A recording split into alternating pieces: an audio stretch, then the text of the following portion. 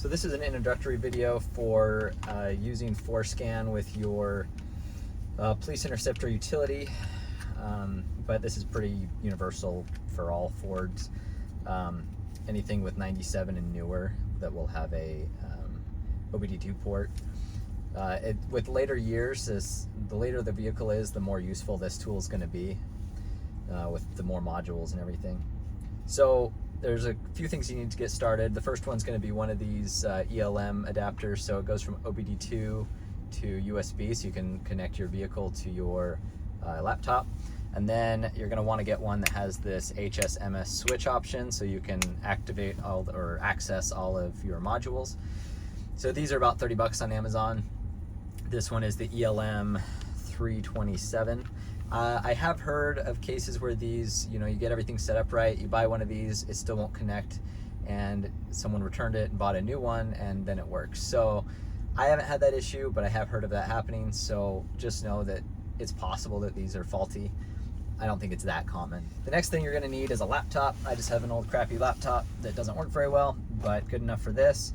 And then you're gonna need Forscan. So go to forscan.org, go to products, and download Forscan. You're gonna want the newest build. As of making this video, it's 2.3.58.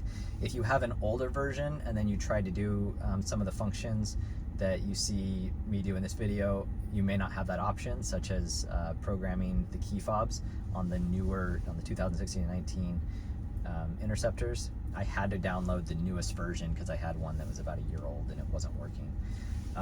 So to have all the features, just make sure you have the newest version. I actually have a paid license, but for purposes of this video, I uninstalled it and I got a 2-month license to show you how to do that. But I think it's worthwhile to have the year-long paid license, just because I like to support the Forscan guys, because they support us, and then also because throughout the year, every 2 months, I don't have to keep renewing my trial. So if you want to get the trial, the 2-month trial that you can just keep renewing over and over again for Forscan, you're going to come down to this little question mark tab, and then you're going to see that you have a hardware ID. So you're going to copy to clipboard, and then you're going to go to forscan.org. I found that if you just type in Forscan license into Google, and then right in here, you're going to put in your name, email, and then that license or that hardware ID that you pulled. And then you're going to submit email. It can take up to 30 minutes, but I already got my email here. But you'd come here, download extended license key, and then we've got it here in our downloads folder. Then what we'll do is you'll come here and you'll hit load license key, and then we'll go to downloads.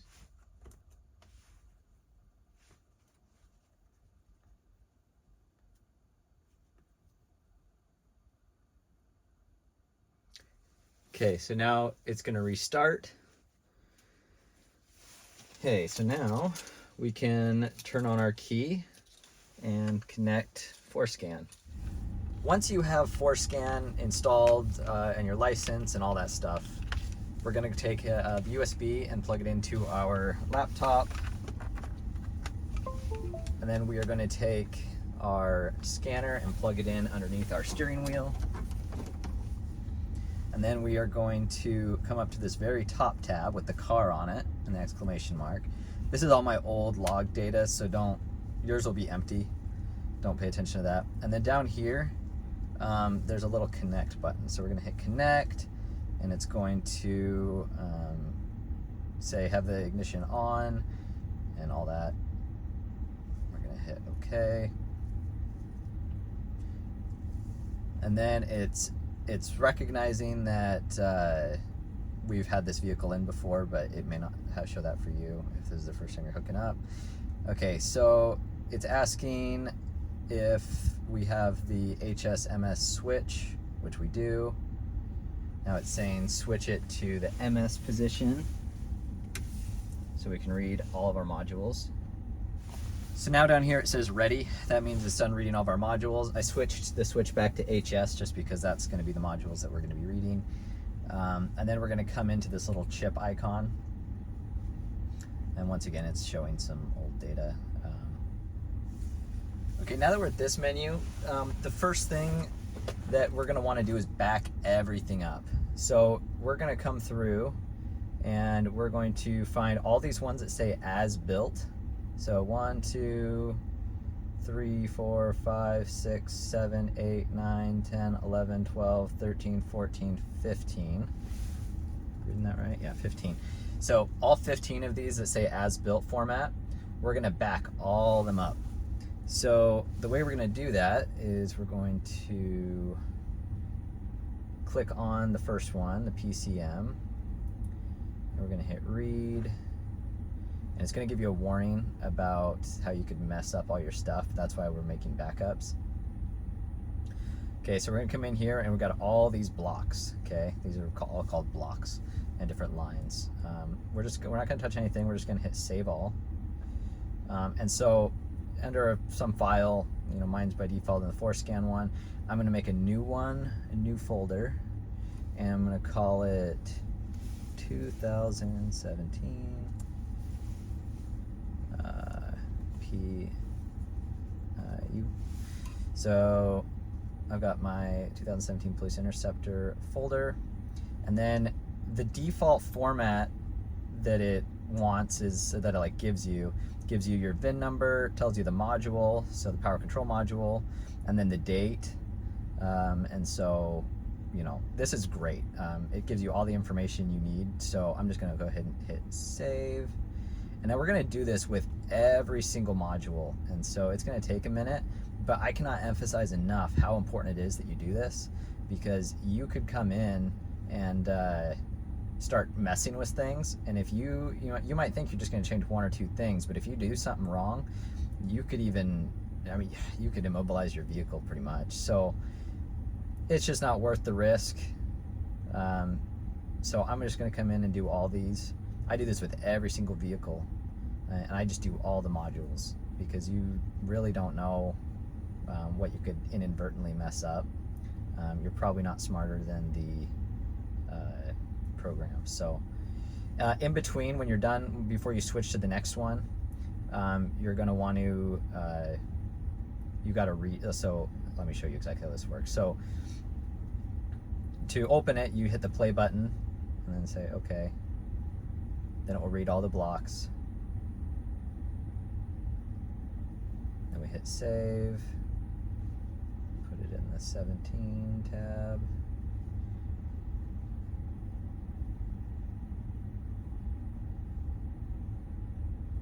Okay, and then you come here and you hit the stop. And then you come up here to configuration and programming tab. And okay, so there you go. So now we can start the next one. You have to disconnect the little square, little stop button. You have to disconnect each module from each module before you start opening new ones, which makes sense. So go ahead and do this with all of your modules. In my case, I have 15. You may have less or more. And then just count when you're all done and make sure that you count 15. And then we'll pick back up.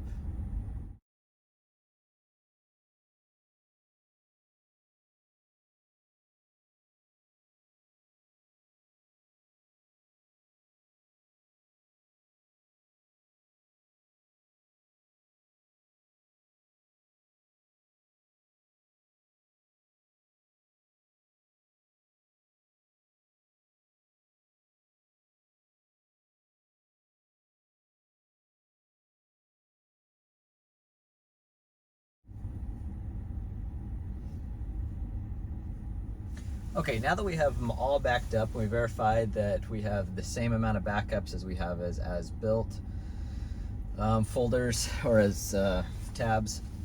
We're gonna go in and now we can do the fun stuff where we start changing things around. There's 2 ways to do this. So there's several different options here in this module section. There's 2 ways to edit. There's kind of a simple way and then a more complex way. So as built is the data that was included as built from the factory. So you can come in here, and these are the ones we were just editing. let's click on like body control module as built. And it's going to give us a warning, hey, don't mess with this stuff unless you have backups. We're going to switch to the HS switch. It's going to read all these individual blocks. Okay, so these are all kind of codes for, and like different, as you tweak individual numbers in each of these blocks for each code, it's going to change a feature in the vehicle. And now, they don't all do something. Like, they all have a purpose, but just by switching every single number to something different isn't going to necessarily change anything. So you don't want to mess around with anything unless you have, good proof that it's going to actually do something. If you really want to play around with it, just make sure you have a backup. I've seen some crazy stuff happen inadvertently from just changing even little things, even if you had the information. So in order to change an as built, you got to find a spreadsheet online. I'm going to try to include all this in a resource tab on my website on 3dev200.com. When I have it all posted up, I'll have a link in the description. So, and I don't take credit for any of this. This is just a lot of hard work from people on the Explorer forums and all over the internet, and I'm just kind of scalping it and getting it into one place for you. So, for example, these are all the different options you can change. So, police rear door configuration, it shows you like, okay, that would be line 726-37-02. So 726 is the module. So we're in 726 as the body control module. So 726, and then line 37. So we're gonna scroll down to line 37. And 37.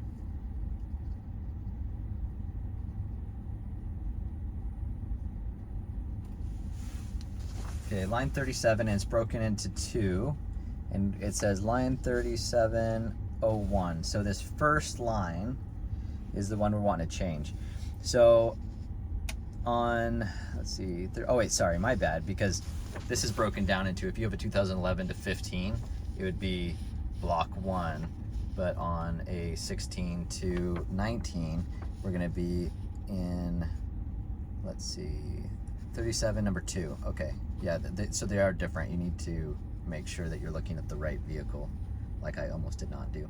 So you can see that it's like the X's just represent whatever number exists. So, pretty much you ignore the X's. They're just placeholders. So, but see the little asterisk right there in the second digit? That means that's the one we're going to change. So if where that asterisk is, so the second digit in the block, if it's 0, it's disabled. If it's 1, it's enabled. So we're going to 36, or is it 36 or 37? 37. And number 2, so the second digit is 1, which means that it is currently enabled, but we want it disabled because we're not using this as a police car anymore. So we're going to come in and we're going to delete the 1 and put a 0, and then we're going to click write, and it'll say, are you sure you want to do this? Okay, yes. Perfect. And so that's how you do it manually with the as-built data, but there's an even easier way to show you, and I'll show you how to do that right now. We'll go back here. So under this module, underneath the as-built, it's just the same module, but just module configuration as the non-as-built. If we open that up, this is kind of the front end of the as-built blocks that we were seeing, and it's kind of more of a quick, more user-friendly menu to change things. Now, not everything's going to be in here. Especially I found with like my 2013, about half of the features that I try to access are even in here, and the rest of them I have to go through the as-built in order to change things up. So if you can't find what you're looking for in here, you're going to have to resort to the as-built. If you can't find it there, then good luck. You're either going to have to play around with it, or it might not even be possible, depending on what you're trying to do. So we're going to go through and we're just going to go find some of these common ones that you might want to change out, being a police car. So we're just going to start scrolling down. Body control module, I think, is usually the biggest. Console lock. A lot of this, if you turn it on, it's not going to make a difference anyway, because it's not going to have the equipment that this vehicle's even equipped with. For example, the collision, let's see, there's like collision warning and all that stuff. I don't even have the equipment for that installed, so you can enable it if you want, but you're probably going to get an error on your speedometer or in your display saying that, you know, that there's an error. So let's see. Okay, so here's the first we're going to do. It's called Dark Car. Dark Car is something that pretty much all cop cars, every single one I've had came with this, and it just makes it so your dome lights don't work, like when you open your door, when you go to lock the car, the horn won't honk, you won't have any of the features like the puddle lamps and all that stuff if you have mirrors that are equipped with that.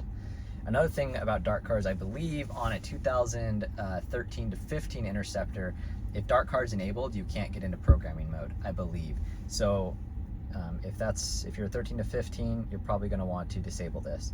I'm going to disable it anyway, even though I don't have to program keys in this car. But so we're going to disable that. Before we get too much further, the other thing is you really should only changing one item at a time instead of changing like 40 things, because what's going to happen is you change a bunch of things, then your car starts acting funny and doing weird electrical things and stuff and having warning lights, and you're not going to be sure what you changed that made that happen. The only reason I'm doing a bunch at one time is because I already went through and did them all, and then I reverted back so I could make this video for you. So I would write in between each individual one for just, and it will tell you it used to be enabled, dark car used to be enabled, and now the new value is it's going to be disabled. Okay. And then it will say turn ignition off and then on, but you don't actually have to do that every time. On some of the Interceptors, there's a feature where the rear gate, like the lift gate, will not open unless you push a button that is located on the overhead console, kind of up on the headliner. And you flick that, and then you have to run around, and then you can open up the gate I think you have like 10 or 15 seconds to open it. And then after that time period, you have to come back and hit the button again. This is super annoying. So if you're like me and you want to get rid of it, you go into the body control module, and there's this police rear door. And this may throw some people off because you may not think of the lift gate as being a door, but that's what they're talking about. And so you can see currently it's enabled. So I'll double click here and go to disabled. And then we're going to hit write.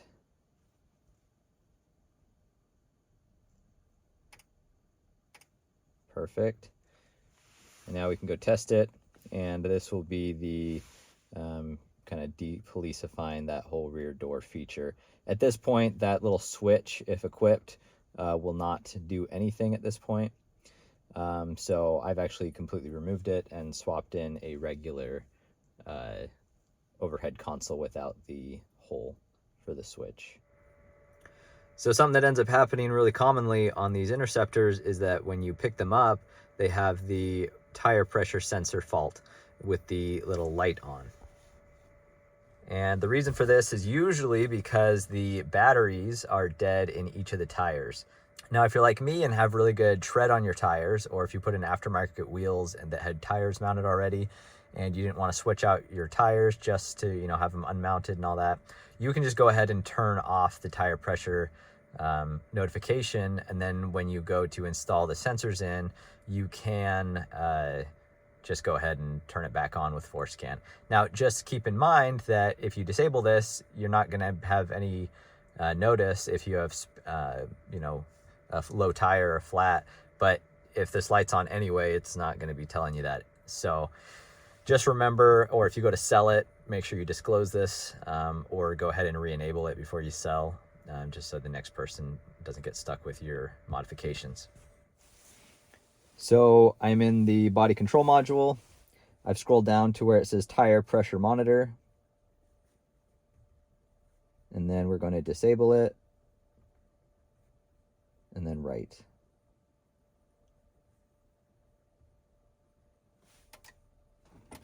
All right. And now our light is off. If you want to program some key fobs, because most interceptors come with just the single blade key, if you have a 2013 to 15, I have a video for that, so go watch that video. But if you have a 16 to 19, we're restricted to using these OEM key fobs. And there's two versions of this. There's this one with the blue trunk button, and then there's one with the red panic button. Now, there's a video out there that goes way more in depth on how to do this and activating the perimeter alarm. And it's by a YouTuber, another Interceptor owner named Read the Manual. So I would go look up his stuff. He makes really good informative videos, better quality than mine for sure. But he goes more in depth with this. Mine was already enabled, which is kind of interesting. But if these are both disabled, the remote Key Fob Learn and remote keyless entry, you're going to want to enable those. Okay, now if you enabled your remote learning and you exit out, so we're going to disconnect from this module. Then right above here, if it was disabled to begin with, if the remote learning was disabled in your module configuration, you wouldn't get this option. But mine was already enabled, and then now you have yours enabled. Now we have this option for programming the codes for 2016 to 2019 police interceptors.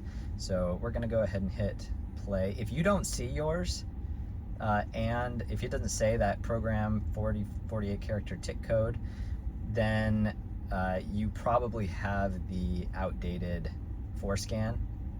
So you should go update that. And once again, this is only for 16 to 19s.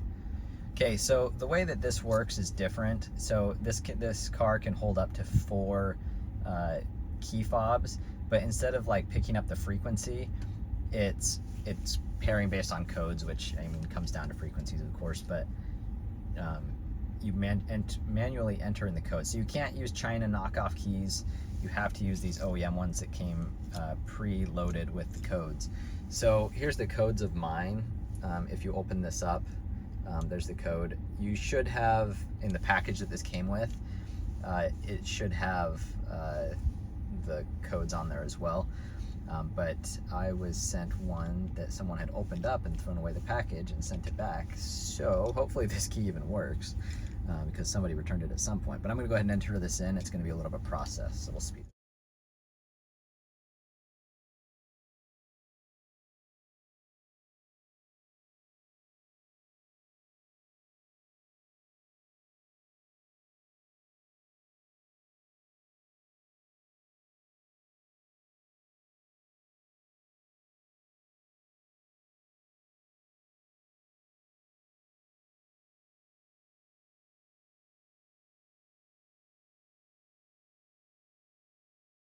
So after you put all this in, it'll say like, hey, push these buttons.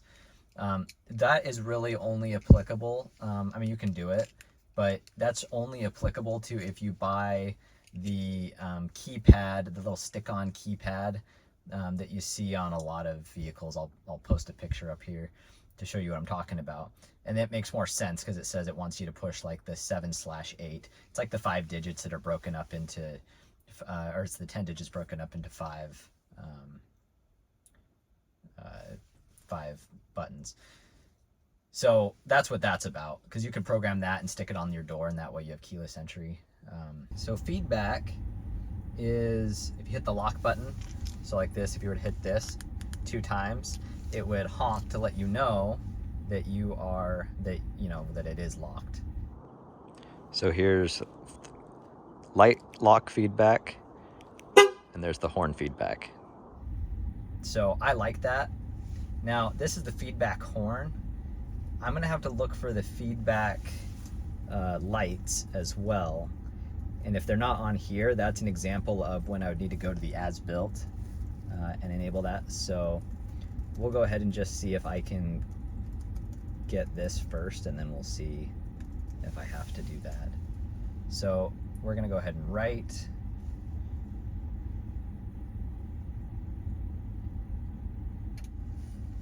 So I already enabled the locking feedback for the horn. I was able to find that in the non-as-built, but because I couldn't find the lights feedback, which I also want, this is a good example of why you would use the as-built. So I've opened up my as-built in the body control module.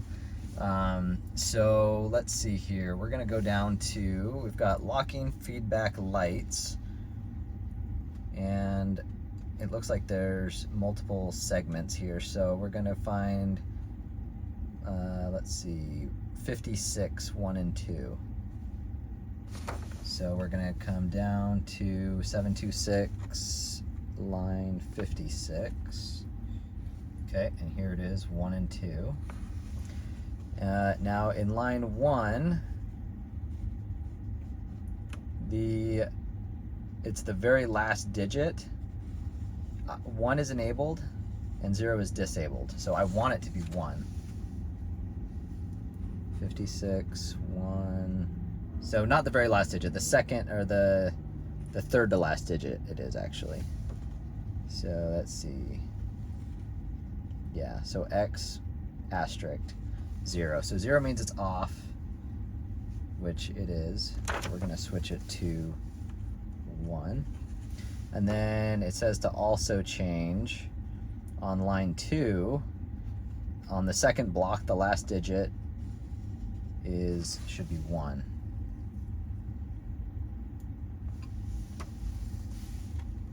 Like that. Then we're going to write all.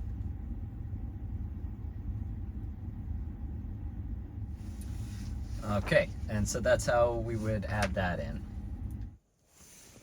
After you've programmed your keys, you're going to want to enable auto start. And now, once again, I have a video on this specific to if you are doing it in a 2013 to 15 or a 2016 to 19. 2013 to 15 is a lot easier to install as far as getting the hardware and everything, because all the hardware is available or is already installed on the 13 to 15. But then if you have a 16 to 19, you need to install additional modules. I have a video on that. Read the Manual has a great video on that for installing factory components. Regardless, it's going to be the same process in Forscan for enabling on the software side. So in both the body control module and the IPC, we're going to enable 2 options. So we're in the body control module. First, we're going to go to hood switch. And right here, hood switch, and we're going to switch it from not present to present. You may already have this enabled, it just depends. But you're going to want that enabled. And then we're going to go to remote start.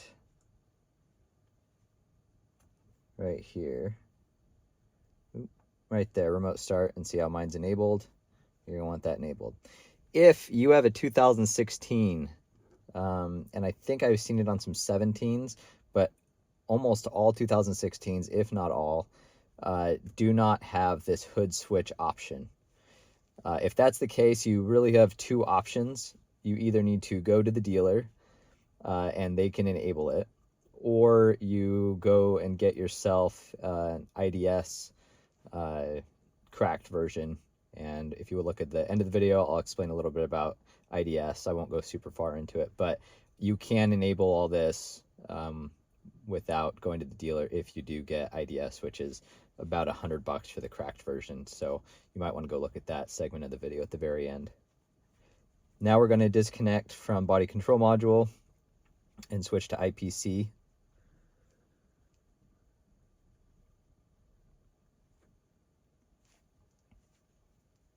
And now we're going to find remote hood switch first.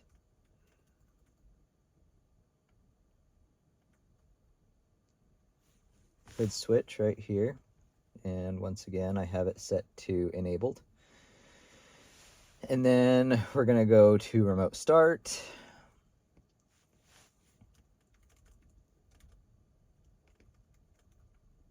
Right there.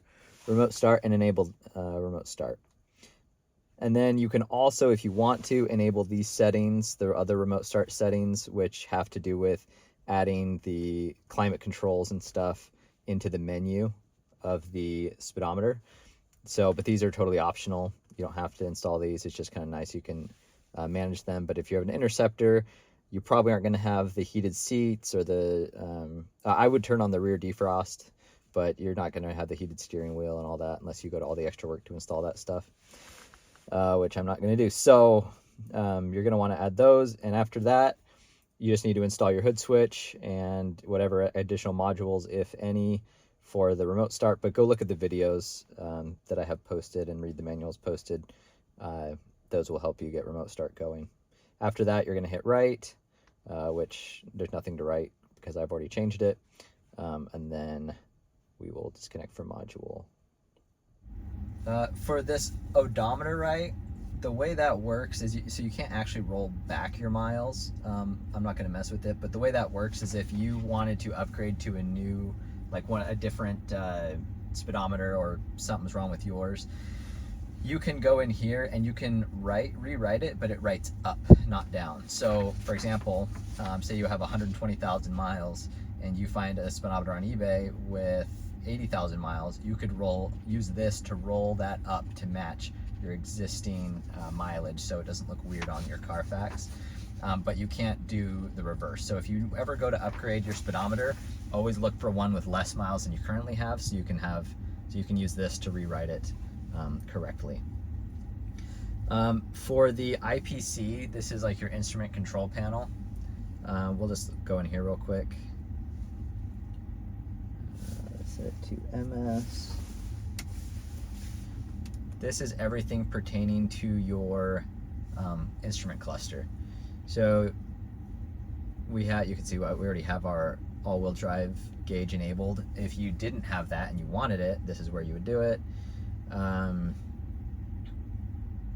So if you install another speedometer from eBay and just plug it in, and it has, you know, like, oh, I don't know, just some random features enabled on it from that vehicle, say it was like from a Sport with all the bells and whistles, and you plug it straight in, you're going to get a bunch of notifications saying that there's a lot of, you know, like the auto start stop features,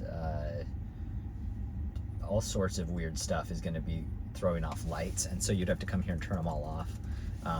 But what you should actually do is just upload, go into the as built and upload the backed up version from the police Interceptor speedometer, and that should give you all the data you need to make the other speedometers work.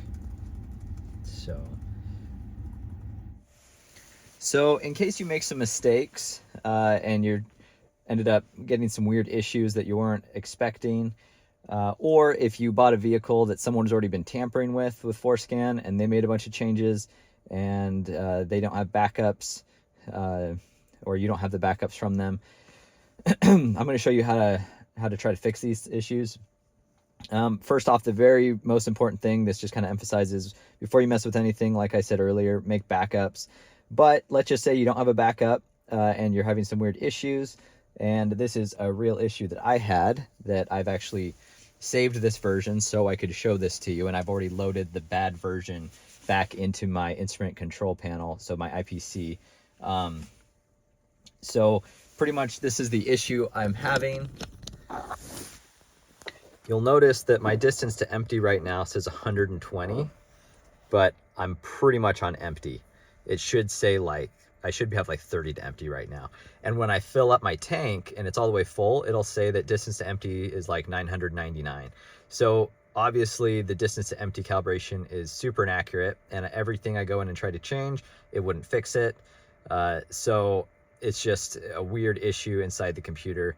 The other thing it will do is when I would get above 75 miles an hour, or at 75 miles an hour, it would give me an overspeed chime, and kind of like a governor, a soft governor. So I went in, there's the options for that, but when I would go in and try to change them, nothing would happen, and it showed that there was that the overspeed warning was not even on. So if you don't have the backup to revert back to try to undo the mistake, what you can do is come down here to load factory as built.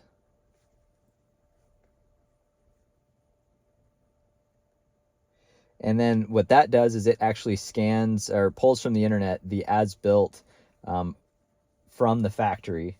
And now we're going to hit write all.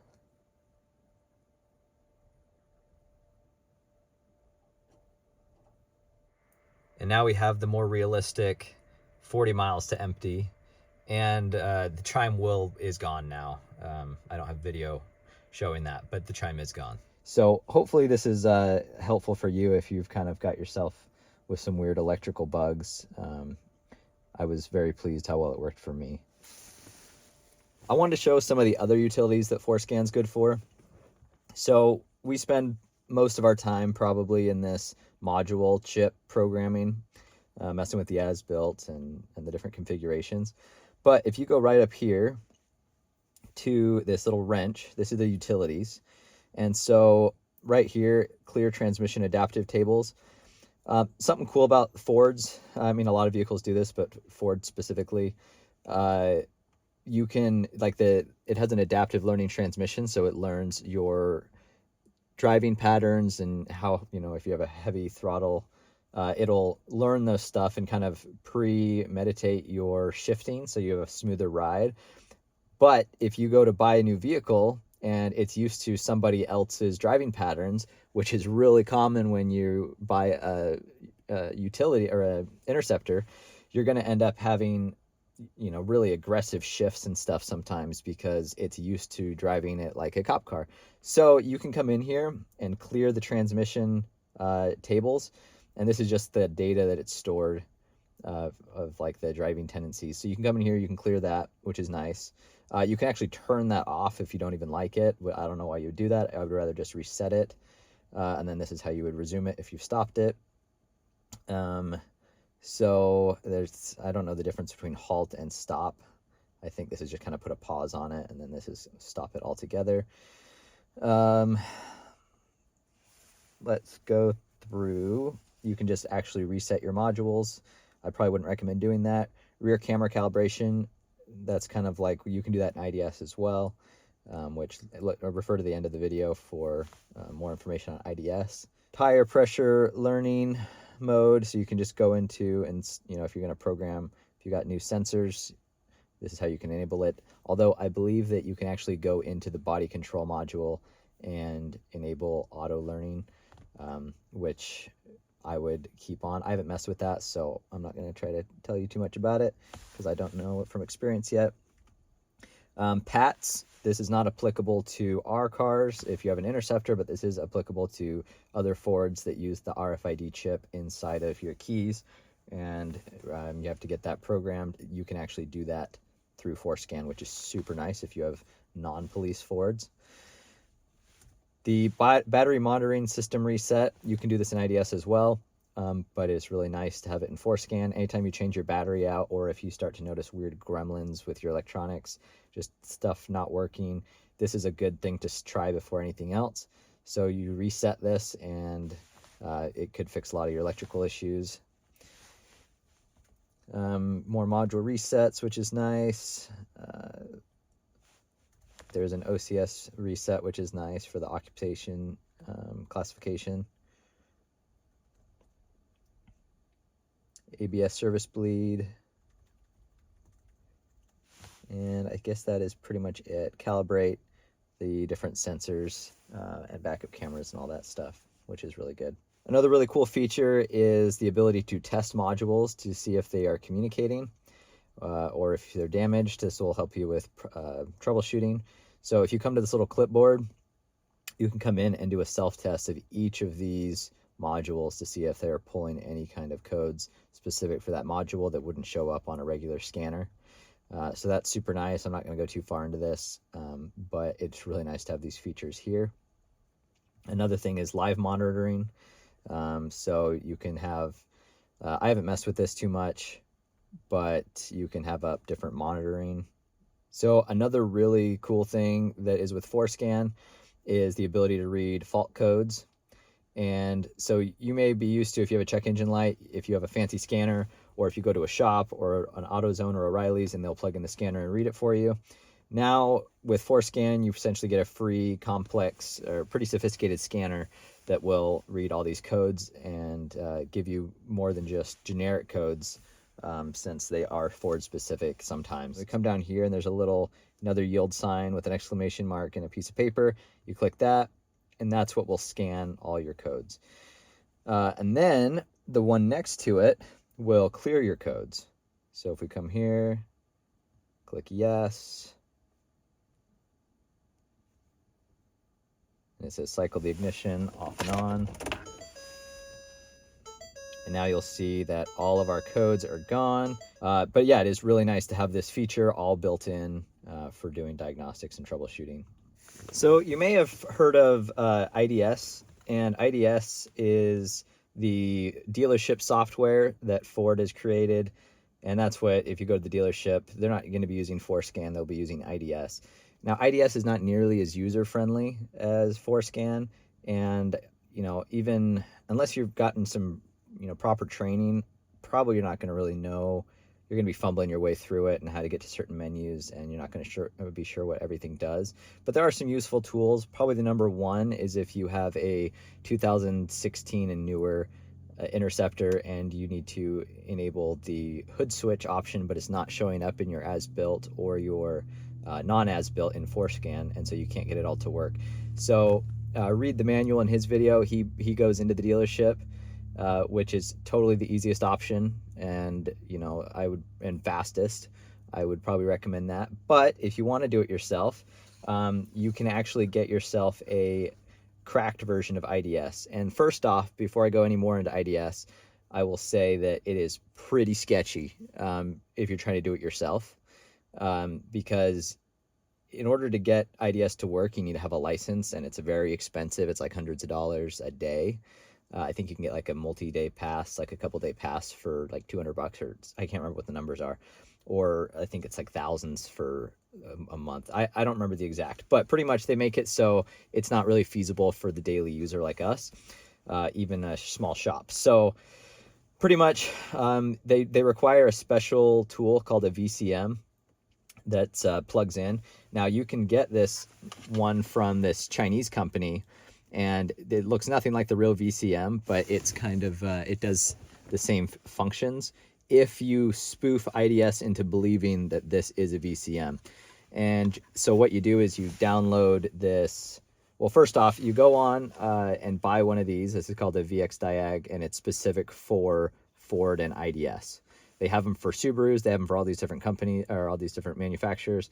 And you download, or you buy this exact one for Ford and Mazda. And once you have that, you have to get the software set up. So you got to install a bunch of stuff. I'm not going to make a video on how to do all this, but I just kind of explain the basics. First off, you got to download this VX Manager, which is free software, but pretty much this is an emulator.